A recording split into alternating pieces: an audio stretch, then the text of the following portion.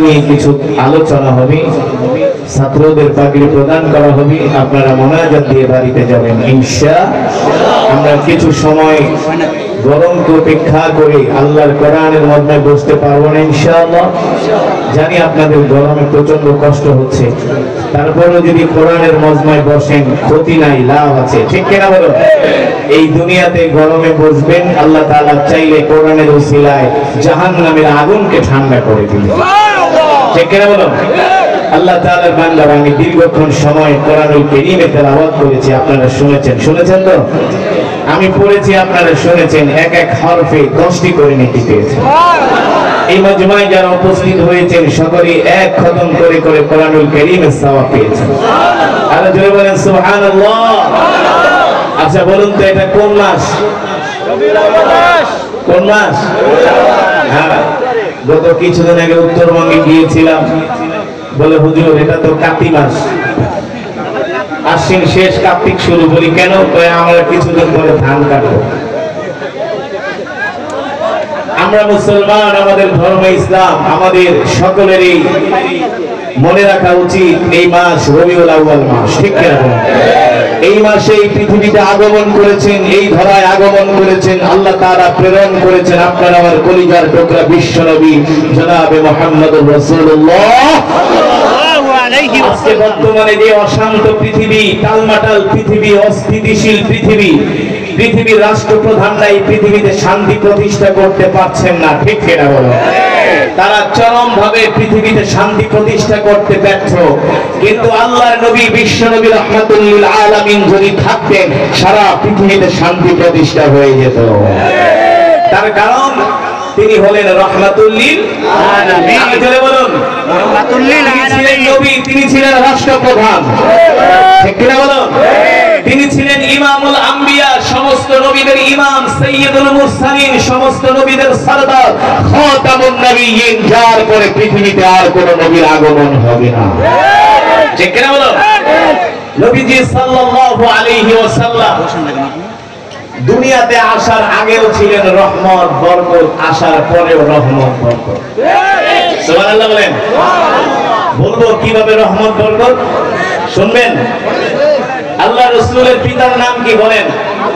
জোরে বলুন, আব্দুল্লাহ। আল্লাহ রাসূলের পিতার নাম হলো আব্দুল্লাহ, ঠিক কিনা বলুন? মক্কার অসংখ্য রমণীরা আব্দুল্লাহকে দেখার জন্য পাগল হয়ে যায়। আব্দুল্লাহর বাড়ির সামনে প্রতিদিন মক্কার রমণীরা ভিড় জমায়। মক্কার রমণীরা নিজে থেকে আগ বাড়িয়ে আব্দুল্লাহকে বিয়ের প্রস্তাব দেয়। শুধু আব্দুল্লাহর কাছে বিয়ের প্রস্তাব দেয় না, আল্লাহ রাসূলের দাদার নাম হলো আব্দুল মুত্তালিব। নাম কি? আব্দুল মুত্তালিবের কাছে যে মক্কার ধনাঢ্য পরিবারের কন্যার বাবারা যে বিয়ের প্রস্তাব দেন, আর বলে আব্দুল মুত্তালিব যা চাও বিনিময়ে তাই দিব, তারপরেও তোমার ছেলেটাকে আমার মেয়ের সাথে বিবাহ দাও, যত অর্থ চাও তত অর্থ দিব। আব্দুল মুত্তালিব, তোমার ছেলের জন্য আমার কন্যা পাগল হয়ে গিয়েছে। আব্দুল্লাহ রাস্তায় বের হতে পারে না। মক্কার অসংখ্য অগণিত সুন্দরী রমণীরা আব্দুল্লাহর চতুর্পাশে ভিড় জমায়। আব্দুল্লাহ ডাক দিয়ে বলে, হে মক্কার রমণীরা, এই মক্কায় তো পুরুষের অভাব নাই, যুবকদের অভাব নাই, তোমরা আমাকে কেন বিয়ে করার জন্য পাগল হয়ে গিয়েছ?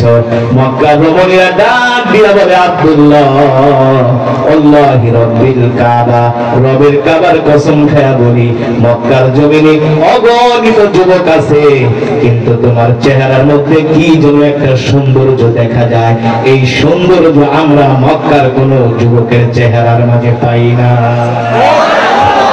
মক্কার কোন যুবকের চেহারার মাঝে সৌন্দর্য পাই না। আল্লাহর নবী আব্দুল্লাহ, তিনি তো পৃথিবীর যেমন তেমন পুরুষ নন, ঠিক কিনা বলুন? যার ঔরসে আগমন করবেন পৃথিবীর শ্রেষ্ঠ নবী, ইমামুল আম্বিয়া, সাইয়্যিদুল মুরসালিন, পৃথিবীর মহামানব, ঠিক কিনা বলুন? তিনি তো যেন তেন মহিলাকে বিয়ে করতে পারে। আরে যেন তেন মহিলার সাথে তার বিয়ে হতে পারে না। হযরত আমিনার সাথে আব্দুল্লাহর বিয়ে হয়ে যায়। হযরত আমিনার সাথে আব্দুল্লাহর বিবাহ বন্ধন হয়।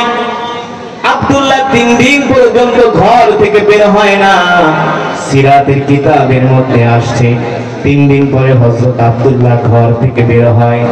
আবার মক্কার রমণীরা বলে চলো চলো আব্দুল্লাহকে এক নজর দেখে আসি। আব্দুল্লাহ বিয়ের পরে 3 দিন ঘর থেকে বের হয় নাই, চলো দেখি আব্দুল্লাহর মধ্যে সেই সৌন্দর্যটা এখন পাওয়া যায় কিনা। মক্কার অগণিত রমণীরা আব্দুল্লাহর বাড়ির পাশে ভিড় জমায়। আব্দুল্লাহ ডাক দিয়ে বলে এ মক্কার রমণীরা, আমারও বিয়ের পরে এসে জ্বালা যন্ত্রণা শুরু করেছো, কারণ কি? মক্কার রমণীরা ডাক দিয়ে বলে আব্দুল্লাহ 3 দিন আগে তুমি আমাদের কাছে ছিলা হীরার টুকরা, 3 দিন আগে তুমি আমাদের কাছে ছিলা স্বর্ণের টুকরা, এখন আমাদের কাছে তোমার কোনো দাম নাই। কেন দাম নাই? আব্দুল্লাহ 3 দিন আগে তোমার চেহারার মধ্যে যে সৌন্দর্যটা দেখেছি, এই সৌন্দর্য আর তোমার মাঝে দেখা যায় না। সেটাই ছিলেন আল্লাহর নবী রাহমাতুল লিল আলামিন। আর জোরে বলুন আল্লাহর নবী রাহমাতুল লিল আলামিন। আল্লাহ তাআলা হযরত আমিনার গর্ভে পাঠিয়ে দিয়েছেন আল্লাহ রাসূলকে। মক্কার রমণীদের আর বুঝতে বাকি নাই, আব্দুল্লাহ যেমন তেমন পুরুষ না, তার গর্ভ থেকে, তার ঔরস থেকে তিনি যাকে বিবাহ করবেন তার গর্ভ থেকে হবে পৃথিবীর মহামানব। ঠিক কিনা বলুন? আব্দুল্লাহ হযরত আমিনার গর্ভে যখন আল্লাহর নবী চলে আসলেন, 2 মাস বয়সে আব্দুল্লাহ ব্যবসা করার জন্য সিরিয়ায় রওনা দেয়। পথিমধ্যে আব্দুল্লাহ অসুস্থ হয়ে ইন্তেকাল করে। আল্লাহ রাসূল হযরত আমিনার গর্ভে, আমিনার কাছে খবর আসে, আমিনা তোমার স্বামী আব্দুল্লাহ অসুস্থ হয়ে রাস্তায় ইন্তেকাল করেছে, মারা গিয়েছে। এই খবর শুনে আব্দুল্লাহর স্ত্রী হযরত আমিনা এতটা ব্যথিত হন, এতটা কষ্ট পান। হযরত আমিনা আফসোস করে আর বারবার বলে আব্দুল্লাহ তোমার সন্তান আমার গর্ভে, তুমি আমাকে একা রেখে চলে গেলা।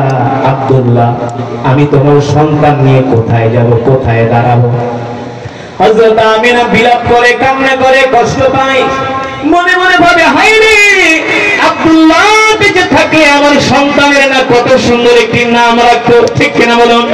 প্রত্যেকটা বাবারই একটা স্বপ্ন থাকে সন্তানের সুন্দর নাম রাখার। সন্তান গর্ভে আসার সাথে সাথে সব প্ল্যান প্রোগ্রাম রেডি। কোন হসপিটালে নিবে, কোন হুজুর দিয়া নাম রাখবে, কয়টা নাম সিলেক্ট করবে, তার মধ্যে কয়টা রাখবে, কথা বলে। সন্তানের জন্য কি আসবাবপত্র কিনবে, আগে থেকে সব মা বাবারা রেডি হয়ে যায়। হযরত আমিনার মনে এমন একজন সন্তান আসবে, তার জন্য কত না স্বপ্ন হযরত আমিনার মনে, কিন্তু বাবা তো নাই। হযরত আমিনা তো একা হয়ে গেলেন, তার সন্তানের বাবা তো নাই, তিনি বিধবা হয়ে গেলেন।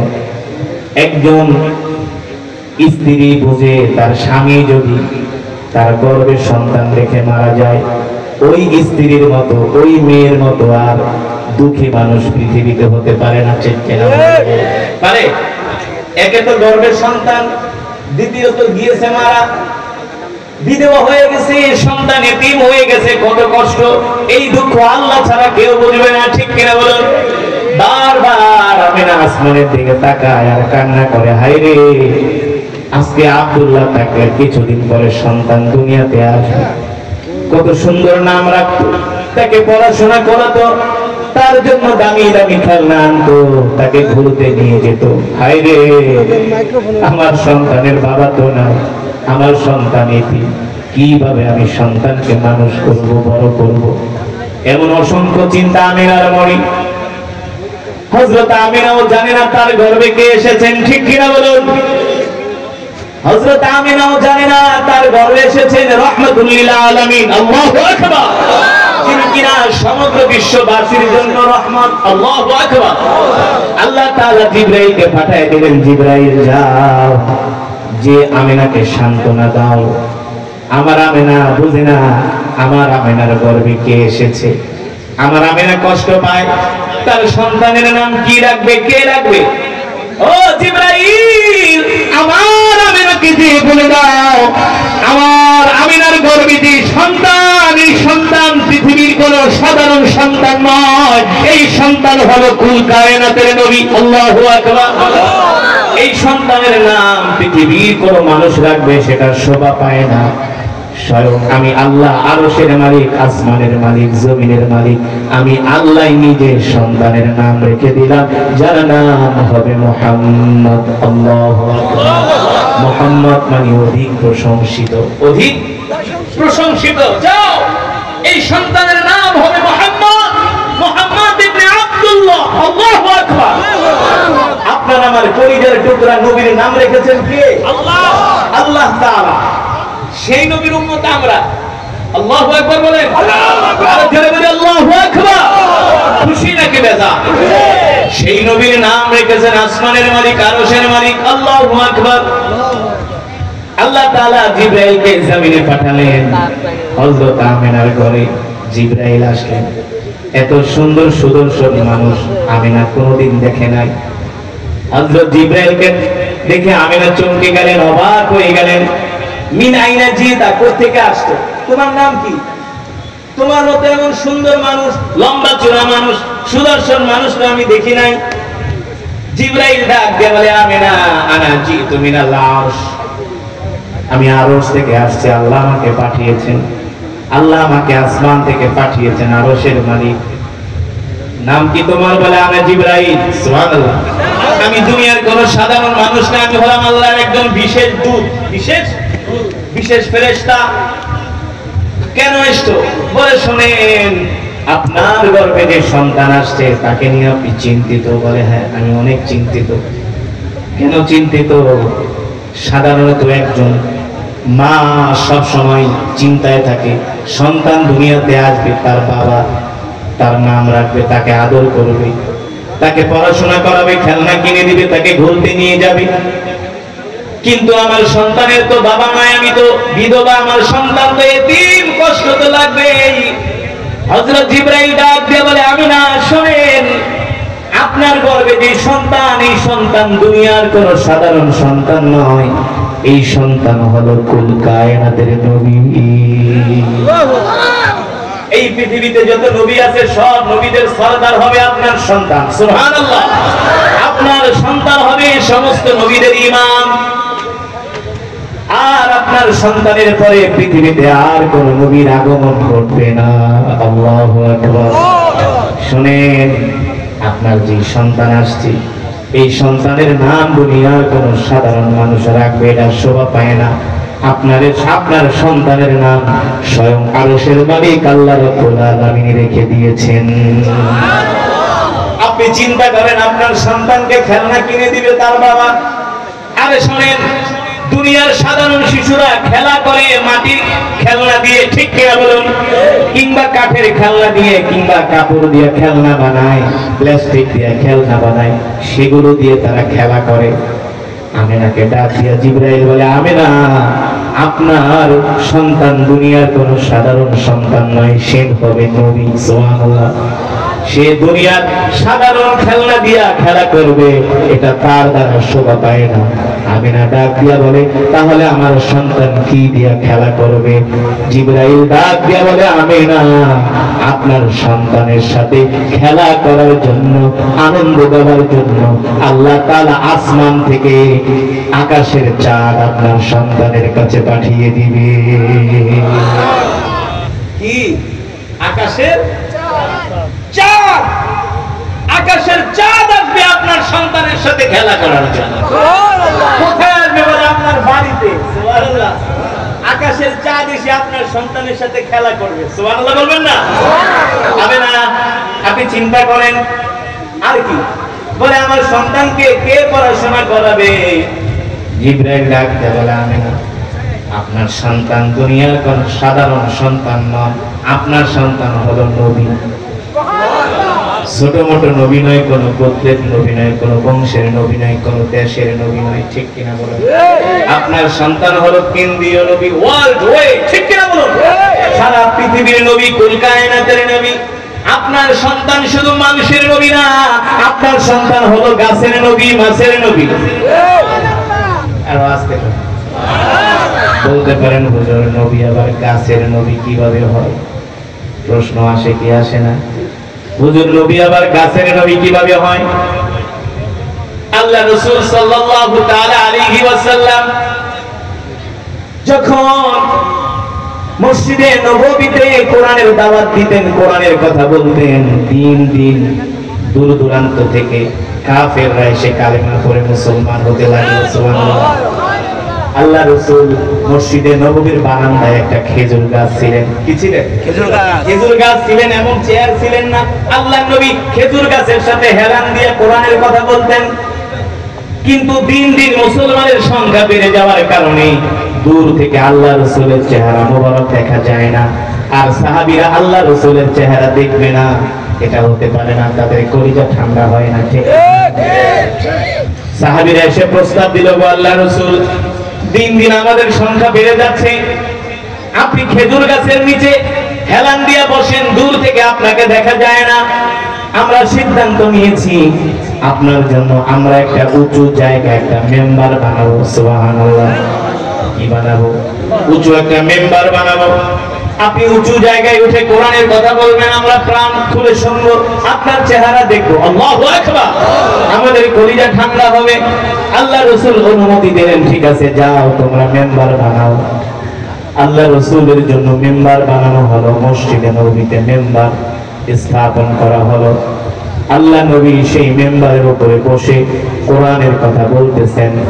আল্লাহ রাসূল বয়ান করতে করতে এক পর্যায়ে মসজিদের বাহির থেকে ছোট শিশু বাচ্চার মতো ঢুকরে ঢুকরে কান্নার আওয়াজ আসতেছে। বুঝছেন তো? জি। ছোট শিশু বাচ্চার মতো ঢুকরে ঢুকরে কান্নার আওয়াজ আসতেছে, অথচ আশেপাশে কোনো ছেলে সন্তান নাই। কে কাঁদে? কে কাঁদে? আল্লাহ রাসূল তার সাহাবী আব্দুল্লাহ ইবনে মাসউদকে বললেন, আব্দুল্লাহ ইবনে মাসউদ যাও দেখো তো কোন বাচ্চা কান্না করতেছে। আব্দুল্লাহ ইবনে মাসউদ মসজিদের বারান্দায় করে কান্নার আওয়াজ পায় না। কান্নার আওয়াজ পাবে কিভাবে? এই কান্না তো আর সাহাবীর জন্য করে না, কান্না করে নবীর জন্য। ঠিক কিনা বলুন? আব্দুল্লাহ ইবনে মাসউদ বলে, আল্লাহ রাসূল আমি তো কান্নার আওয়াজ পাই না। আল্লাহ নবী বলে, আমি তো পাইতেছি। নবীজি নিজেই কেমন দয়ার নবী ছিলেন, ভালোবাসার নবী ছিলেন। আল্লাহু আকবার। যার কোনো অহংকার নাই। আল্লাহু আকবার। যার রাতও যেমন দিনও তেমন। সুবহানাল্লাহ। যিনি রাতেও যেমন দিনেও তেমন। আর আজকে তো যারা বড় বড় কথা বলে, ওদের রাতের চরিত্র একরকম, দিনের চরিত্র আর একরকম। দিনের বেলা ফেরেশতা আর রাতের বেলা হারে হারামজাদা। আছে কি আছে না? দিনের আলোতে মানুষের সামনে কথা কয় ফেরেশতার মতো, আর রাত্রিবেলা কাজ করে শয়তানের মতো। হ্যাঁ? কিন্তু আমার নবীর চরিত্র কেমন ছিল? তিনি রাতেও যেমন ছিলেন, দিনেও তেমন ছিলেন। সুবহানাল্লাহ। আল্লাহর নবী 63 বছর জিন্দেগিতে কোনোদিন তার জবান দিয়ে একটা মিথ্যা কথা বের হয় না। একটা মিথ্যা কথা বলা, যাকে বলে ইংলিশে স্লিপ অফ টাং। আল্লাহ রাসূলের মুখ ফসকেও কোনোদিন একটা মিথ্যা কথা, একটা অসার কথা আল্লাহ রাসূলের জবান দিয়ে। এই পৃথিবীর রাষ্ট্রপ্রধানেরা, সুশীল সমাজেরা, যারা নিজেদেরকে বাংলাদেশের সুশীল দাবি করো, একটার মাথায় চুল নাই। থাকবে কিভাবে? সারাদিন শুধু শয়তানি চিন্তা। ঠিক কিনা বলো? কত মাসে দেখি তোমরা কত বিষয় নিয়ে টকশো করো। এই রবিউল আউয়াল মাসে তোমাদের উচিত ছিল প্রত্যেকটা টেলিভিশন চ্যানেলে এক মাস ব্যাপী আল্লাহ রাসূলের জীবনী নিয়ে আলোচনা করা, সিরাত নিয়ে আলোচনা করা। সে কিভাবে রাষ্ট্র পরিচালনা করেছে, কি ছিল তার পররাষ্ট্রনীতি, কি ছিল তার স্বরাষ্ট্রনীতি, কি ছিল তার অর্থনীতি। ঠিক কিনা বলো? তোমরা তো কত মহাত্মা গান্ধী, চ্যাটার্জি, ব্যানার্জি, ঘোড়ার ডিমের জি না, লেনসন ম্যান্ডেলা, ওদেরকে নিয়ে তোমরা টকশো করো। আল্লাহ রাসূলের জীবনী নিয়ে টকশো করতে পারো না? কেমন ছিল তার জীবন, কিভাবে সে রাষ্ট্র পরিচালনা করেছেন, মানুষের অধিকার কিভাবে আদায় করেছেন। তোমরা আল্লাহ রাসূলের জীবনী নিয়ে টকশো করলে তো তোমাদের চুরি চামারি বাটপারি বন্ধ হয়ে যাবে। আল্লাহ রাসূল রাষ্ট্রনায়ক ছিলেন, রাষ্ট্রপ্রধান ছিলেন। কিছু মানুষ বলে মোল্লাদের দেশ চালানোর যোগ্যতা নেই। বলে কি বলে না? মোল্লাদের দেশ চালানোর যোগ্যতা আছে, কিন্তু চুরি করার যোগ্যতা না। আমি চ্যালেঞ্জ করে বলি, বাংলাদেশে অনেকগুলো বর্তমানে মোল্লা ছিল চেয়ারম্যান, মেম্বার, ঠিক কিনা বলো? যে এলাকায় মোল্লারা চেয়ারম্যান, সেই এলাকায় কোনো দুর্নীতি নেই। মোল্লারা এই আধুনিক যুগেও পায়ে সাইকেল চালায় মানুষের বাড়িতে যায় যায় জনগণের ভাতা দিয়ে আসে। হ্যাঁ, পায়ে হেঁটে ভাতা দিয়ে আসে। একজন আলেম চেয়ারম্যান, তিনি নিজের হাতে ইউনিয়ন পরিষদের ওয়াল নিজে নির্মাণ করছে, নিজের রাজমিস্ত্রি, আশেপাশে তার লোকজন সবাই লোক যুগানি। এই হলো মোল্লাদের অবস্থা। মোল্লারা পৃথিবীতে রাষ্ট্র পরিচালনা করতে পারে না। দেখো না তোমার বাবা মোল্লারা কালেবান্ডা কিভাবে তারা রাষ্ট্র পরিচালনা করে। ওই আমেরিকা গণায়ও ধরে না। এই কিছুদিন আগে তারা পাকিস্তানে আসছে, দুইজন মোল্লা আফগান থেকে আসছে। পাকিস্তানের জাতীয় সঙ্গীত বাজতেছে, সেটার ভিতরে বাজনা দেওয়া, কি দেওয়া, সবাই দাঁড়ায়া বাজনার তালে তালে জাতীয় সঙ্গীত গায়, আর মোল্লা দুইজন বসে আছে।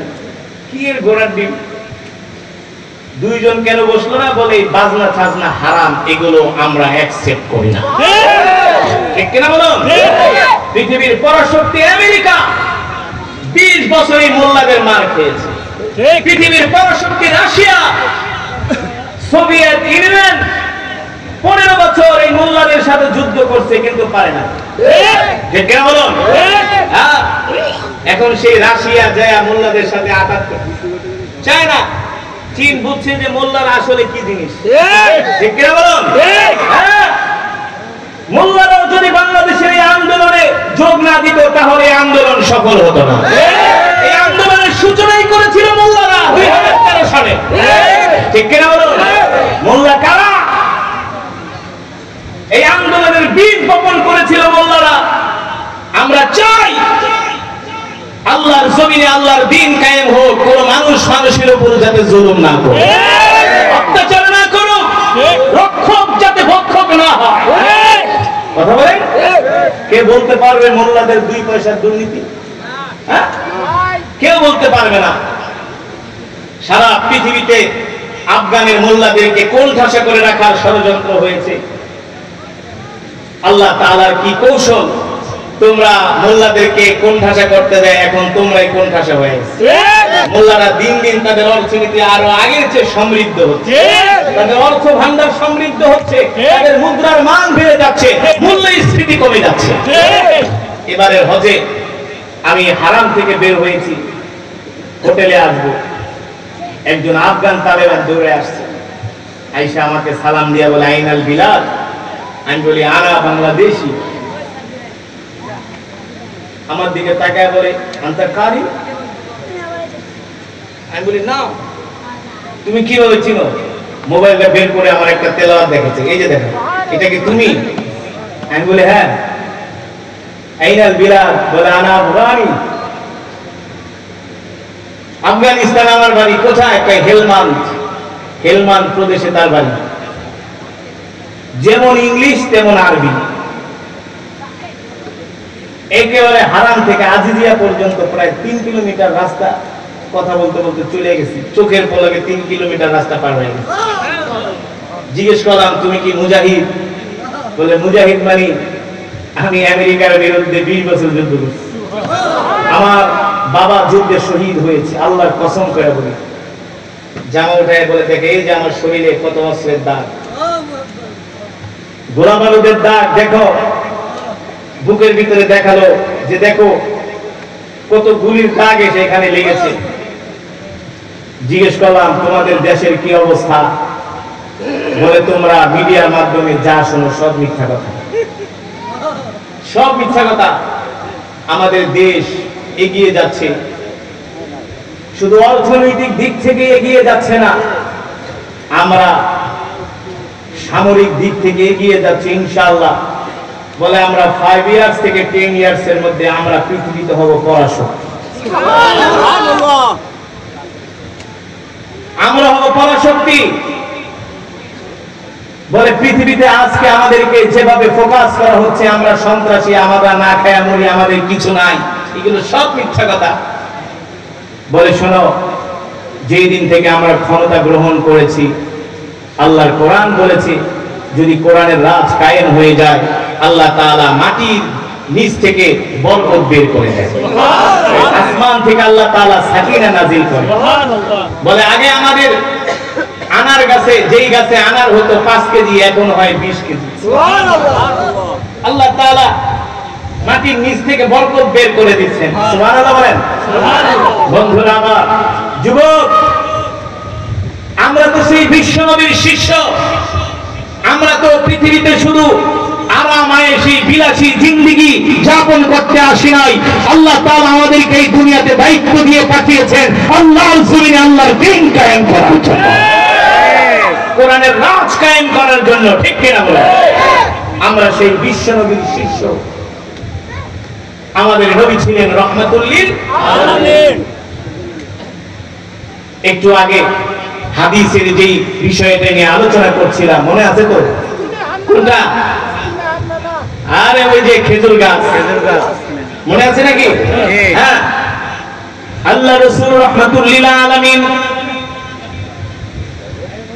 তিনি ছোট বাচ্চার মতো আবেগ প্রবণ হয়ে তিনি মসজিদ থেকে বের হয়ে গেলেন। কোত্থেকে কান্নার আওয়াজ আসে। আল্লাহ রাসূল এগিয়ে যায়, কান্নার আওয়াজ বেড়ে যায়। আল্লাহ রাসূল এগিয়ে যায়, কান্নার আওয়াজ বেড়ে যায়। আল্লাহ রাসূলের আর বুঝতে বাকি রইল না, ওই খেজুর গাছ ছোট বাচ্চার মতো ঢুকরে ঢুকরে কান্না করতেছে। আল্লাহু আকবার। রাহমাতুল লিল আলামিন খেজুর গাছের গায়ে হাত দিয়া বলে, খেজুর গাছ কাঁদো কেন? বলে কাঁদবো নাকি হাসবো? এতদিন আপনি আমার সাথে হেরান দিয়া কোরআনের কথা বলছেন, আপনার বরকতি শরীর মোবারক আমার গায়ে লেগেছে, আমি ধন্য হয়ে গেছি। আজকে থেকে তো আপনি আর আমার সাথে হেরান দিবেন না, আপনি মেম্বারে বসে বয়ান করবেন, আপনার বরকতি শরীর মোবারক আমার গায়ে লাগবে না। এই যন্ত্রণা, এই কষ্ট, এই বিয়োগ বেদনা আমি সহ্য করতে পারি না। আল্লাহু আকবার। এই কথা বলে খেজুর গাছ আর কান্না বাড়িয়ে দিল। আল্লাহ নবী ডাক দিয়া বলে, শোনো খেজুর গাছ, কান্না করো না, আমি যেদিন জান্নাতে যাব সাথে করে তোমাকেও নিয়ে যাব। শুধু তোমাকেই নিব না, তুমি জান্নাতে যে তোমার থেকে খেজুর দিবা, আমি সেই খেজুর জান্নাতে খাবো। আর জোরে বলুন সুবহানাল্লাহ। আমার নবী ছিলেন রহমত, আমার নবী ছিলেন বরকত। ঠিক কিনা বলুন? হযরত আমিনার গর্ভে যখন আল্লাহ রাসূল আসলেন, জিবরাইল তো সান্ত্বনা দিয়া চলে গেছে। এবার তো হযরত আমিনা বুঝতে পেরেছে তার গর্ভে দুনিয়ার কোনো সাধারণ সন্তান নয়, যিনি হবেন নবী, কুল কায়নাতের নবী। হযরত আমিনা আত্মীয় স্বজনের বাড়িতে যায়, আত্মীয় স্বজন আসে, দাওয়াত দিয়া নিয়ে যায়। হযরত আমিনা যেই দিকে যায় সেই দিক থেকে তার শরীর থেকে জান্নাতের খুশবুর ঘেরান বের হয়। যে রাস্তা দিয়ে যায় ওই রাস্তায় এসে মানুষ সিরিয়াল ধরে দাঁড়ায় থাকে খুশবুর ঘেরান নেওয়ার জন্য। সুবহানাল্লাহ। কে গেল রে, কে গেল রে? আমিনা গেল, আমিনা গেল এই রাস্তা দিয়া। যেখানে আমিনা সেখানে ঘেরান। সুবহানাল্লাহ। হযরত আমিনা রাস্তায় বের হয়, গাছগুলো আমিনাকে সালাম দেয়, আসসালামু আলাইকি ইয়া আমিনা। আমিনাকে গাছ সালাম দেয়। আমিনা ডাক দিয়ে বলে, গাছ সালাম দাও, কারণ কি? বলে, কেন সালাম দিব না? আপনি কি জানেন আপনার গর্ভে কে আছে? আপনার গর্ভে শুধু মানুষের নবী না, তিনি আমাদের নবী। আপনি হলেন সেই নবীর সম্মানিতা মা।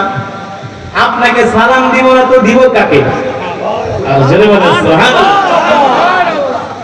আল্লাহ রাসূলের সম্মানে শুধু গাছ সালাম দেয় না, পাথর পর্যন্ত সালাম দেয়। আল্লাহু আকবার। হযরত আমিনা যেদিকে যায় সেদিকে ঘ্রাণ আর ঘ্রাণ। এই গাছ বলে নবীর মা আসতেছে, পাথর বলে নবীর মা আসতেছে। আল্লাহু আকবার। এবার মক্কার কিছু দুষ্ট মহিলারা আমিনার বিরুদ্ধে লেগে গেল। আমিনা যেখানেই যায় সেখানেই ঘেরান। আমিনা এত দামি দামি খুশবু কোথায় পায়? আমিনার তো স্বামী নাই। আছে না কিছু দুষ্ট মহিলা? দুষ্ট মহিলারা আব্দুল মুত্তালিবের স্ত্রীর কাছে যায় বিচার দেয়, তোমার ছেলের বউ বিধবা, কিন্তু দামি দামি খুশবু কোথায় পায়? ছেলে তো মারা গেছে, এত দামি দামি খুশবু কোথায় পায়? দুষ্ট মহিলারা আব্দুল মুত্তালিবের স্ত্রীর কাছে বিচার দেয়। আব্দুল মুত্তালিবের স্ত্রী আমিনাকে কিভাবে জিজ্ঞেস করে, সন্তান তো মারা গেছে, ছেলের বউ বিধবা হয়ে গেছে, সম্ভ্রান্ত পরিবারের কন্যা হলো আমিনা, জাতের মেয়েদেরকে ধমক দেওয়া লাগে না, চোখ রাঙ্গানিতেই, চোখের কথাই, চোখের ইশারাই তারা বুঝে যায়, ঠিক কিনা বলুন? এই কারণে নদীর পানি ঘোলাও ভালো, জাতের মেয়ে কালো ভালো। এ যুবক, বিয়ে তো করবা, জাতের মেয়ে দেখে বিয়ে করো, যাকে তাকে দেখে বিয়ে করো না, পস্তাইতে হবে, ঠিক কিনা বলুন? হযরত আমিনা ছিলেন সম্ভ্রান্ত পরিবারের একজন কন্যা। আল্লাহু আকবার। আব্দুল মুত্তালিব তার স্ত্রীকে বলল, ঠিক আছে, আমিনাকে একদিন ডাকো, তার সাথে আমরা কথা বলি। আশেপাশের মহিলারা এসে আমিনার নামে নালিশ দেয়, অথচ আশেপাশের মহিলারা তো বুঝে না আমিনার গর্ভে তো দুনিয়ার শ্রেষ্ঠ নবী, ঠিক কিনা বলুন? তারা তো সমালোচনা করবে। হযরত আমিনাকে ডাক দেওয়া হলো। আব্দুল মুত্তালিবের স্ত্রী ডাক দিয়ে বলে, মা, তোমাকে একটা কথা বলবো, তুমি রাগ করবে না, কষ্ট পাবে না। আমিনা ডাক দিয়া বলে, উম্মি বলুন, কি বলবেন? আমিনা গো, শোনো মা, তুমি তো বিধবা, আমাদের সন্তান তো মারা গেছে, কিভাবে তোমাকে কথাটা বলি রে আমিনা? আমিনা গো, তুমি দামি দামি খুশবু কোথায় পাও? তুমি যেখানেই যাও, রাস্তায় বের হলে, ঘরে থাকলেও শুধু খুশবু গ্রাম বের হয়। হযরত আমিনা ডাক দিয়ে বলে, আম্মা জান, কে বলেছে? বলে, আশেপাশের মহিলারা এসে বিচার দিছে। শুধু মহিলার না, আমি নিজেও তোমার থেকে ঘেরান পাই। তুমি রান্নাঘরে গেলে ঘেরান পাই, গোসলখানাও ঘেরান পাই, তোমার পাশে পিছনে পিছনে আমি যেখানে যাই সেখান থেকেই ঘেরান পাই। হযরত আমিনা ডাক দিয়ে বলে, আম্মা জান, আমি একজন বিধবা মেয়ে, আমার স্বামী নাই, কে আমাকে খুশবু এনে দিবে? কোত্থেকে আমি দামি দামি খুশবু পাবো? তবে শোনেন গো আম্মা জান, যেই দিন থেকে আমার গর্ভে আমার সন্তান মুহাম্মদ আসছে, সুবহানাল্লাহ, মুহাম্মদ নাম শুনে আব্দুল মুত্তালিবের স্ত্রী অবাক হয়ে গেছে। তোমার সন্তান যিনি গর্ভে, তার নাম মুহাম্মদ, এমন নাম তো শুনি নাই, এই নাম তুমি কোথায় পাইলা? সুবহানাল্লাহ। আমিনা ডাক দিয়া বলে, আম্মা জান, আমার গর্ভে যে সন্তান, এই সন্তানের নাম দুনিয়ার কোন মানুষ রাখলে সেটা শোভা পায় না। আমার সন্তানের নাম আসমানের মালিক, জমিনের মালিক আল্লাহ রাব্বুল আলামিন রেখে দিয়েছে। আমার সন্তানের নাম হলো মুহাম্মদ। আমার সন্তানের নাম জোরে বলুন, মুহাম্মদ। আল্লাহ তাআলা জিবরাইলের মাধ্যমে আমাকে জানিয়ে দিয়েছেন, সুবহানাল্লাহ। আম্মা জান, শোনেন শোনেন, যেই দিন থেকে মুহাম্মদ আমার গর্ভে এসেছে, সেই দিন থেকে আমার শরীর থেকে জান্নাতের ঘেরান বের হয়, খুশবুর ঘেরান বের হয়। আল্লাহু আকবার। কেন এটা বের হবে না? হযরত আমিনার গর্ভে হলেন রাহমাতুল লিল আলামিন। আল্লাহু আকবার। মুসলমান সেই নবীর উম্মত, আমরা খুশি নাকি বেজার? জোরে বলুন।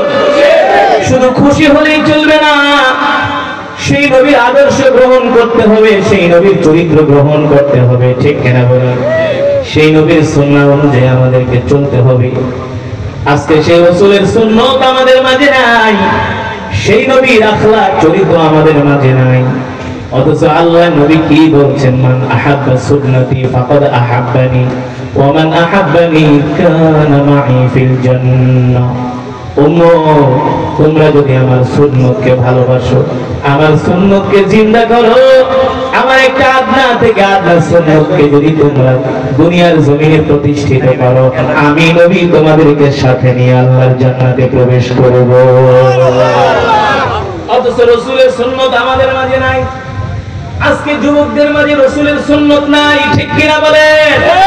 যুবকরা চুল কাটার জন্য সেলুনে যায়, কোথায় যায়? যায়া বলে না সেলুনে, ভাই আমার চুলটা আমার নবীর স্টাইলে কেটে দাও। ও সেলুনের ভাই, আমার চুলটা আমার নবীর সুন্নত তরিকায় কেটে দাও, ঠিক কিনা বলেন? সেলুনে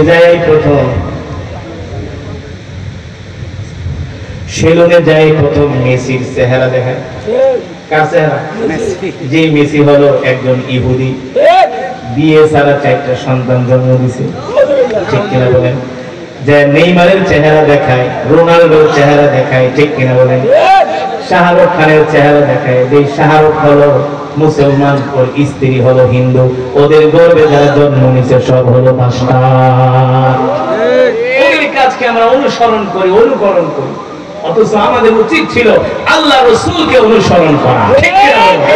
এই কারণে আজ থেকে আমরা জীবনে যতদিন বাঁচবো আল্লাহ রাসূলের সুন্নাত অনুযায়ী বাঁচবো।